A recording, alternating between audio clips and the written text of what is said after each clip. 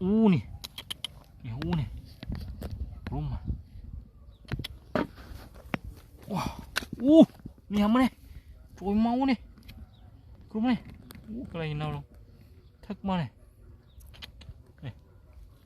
thắc mà này đó là ó này